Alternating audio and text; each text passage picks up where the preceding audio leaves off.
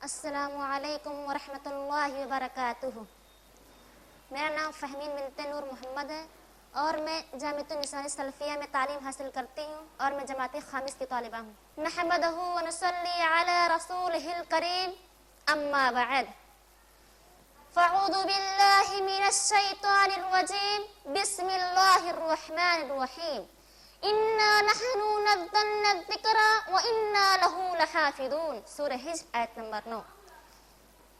قرآن کریم کلام ربانی ہے جس کے خصائص بے شمار اور ثمرات و اثرات لامحدود ہیں۔ یہ وہ منفرد کتاب ہے جس کے خصائص بے شمار ہیں اور یہ کتاب تا قیامت تک باقی رہنے والی ہے۔ اس کی حفاظت کی ذمہ داری خود اللہ رب العزت نے لی ہے اور فرمایا انا نحن نزلنا الذکر وانا لہ لحافظون، یقیناً ہم نے ذکر قرآن کو نازل کیا ہے اور ہم ہی اس کی حفاظت کرنے والے ہیں۔ یہ کتاب ساری دنیا انسانیت کے لیے سرچشمہ ہدایت ہے، فرمان الہی ہے۔ کتاب انزل اللہ الیک مبارک لیدبروا آیاتہ ولیتذکر اولو الالباب، سورہ صاد آیت نمبر 29۔ یہ وہ بابرکت کتاب ہے جسے ہم نے آپ کی طرف اس لیے نازل کیا ہے کہ لوگ ان کی آیتوں پر غور و فکر کریں اور عقل مند اس سے نصیحت حاصل کریں۔ معزز سامعات، تو میں آپ سے ایک سوال کرتی ہوں کہ اللہ رب العزت نے قرآن کو کس لیے نازل کیا ہے؟ کیا اس لیے نازل کیا ہے کہ اس کی تعویذ بنا کر بچوں اور مریضوں کے گلوں میں پہنایا جائے، یا اس لیے نازل کیا ہے کہ کسی غلاف کے اندر رکھ دیا جائے، یا اس لیے نازل کیا ہے کہ دھو دھو کر مریضوں کو پلایا جائے، یا اس لیے نازل کیا ہے کہ مسجد کے دروازے پر غلاف پھاڑ پھاڑ کر فروخت کیا جائے؟ نہیں، ہرگز نہیں، بلکہ اللہ رب العزت نے قرآن کو اس لیے نازل کیا ہے کہ اس پر ایمان لایا جائے اور روزانہ اس کی تلاوت کی جائے اور اس پر عمل کیا جائے، جیسا کہ صحابہ کرام رضی اللہ تعالیٰ عنہ اجمعین کا معمول تھا کہ جب وہ قرآن مجید کی تلاوت کرتے، جب تک اس کے معنی اور مفہوم کو سمجھ نہ لیتے آگے نہ بڑھتے اور نہ ہی اس پر عمل کرتے۔ حضرت ابن مسعود رضی اللہ تعالیٰ عنہ فرماتے ہیں کہ ہم میں سے جو آدمی قرآن مجید کی تلاوت کرتا، جب تک اس کے معنی اور مفہوم کو سمجھ نہ لیتا آگے نہ بڑھتا اور نہ ہی اس پر عمل کرتا۔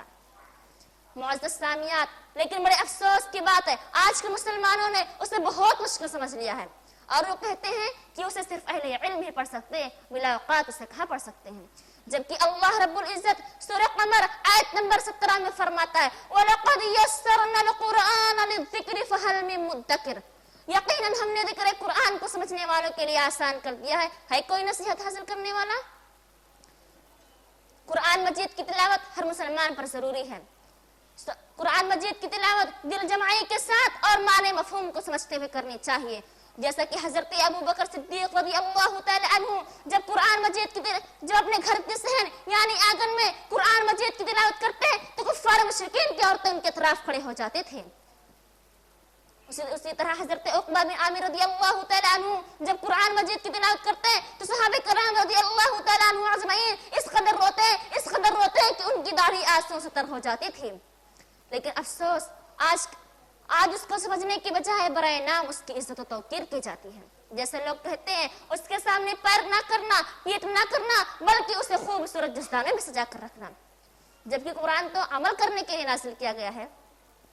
کسی شاعر نے کیا ہی خوب کہا، عمل جس کا ہو اس کلام مبی پر، عمل جس کا ہو اس کلام مبی پر، وہ سرسبز و شاداب ہوئے روئے زمیں پر۔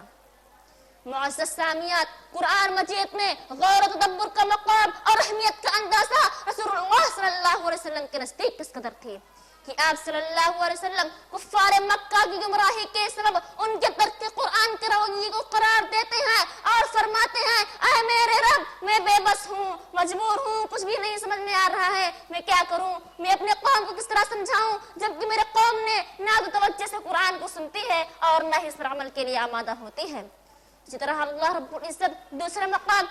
یعنی سورہ فرقان آیت نمبر 30 میں فرماتا ہے وَقَالَ الرَّسُولُ يَا رَبِّ إِنِّي قَوْمِ اتَّخَذُوا هَذَا الْقُرْآنَ مَهْجُورًا،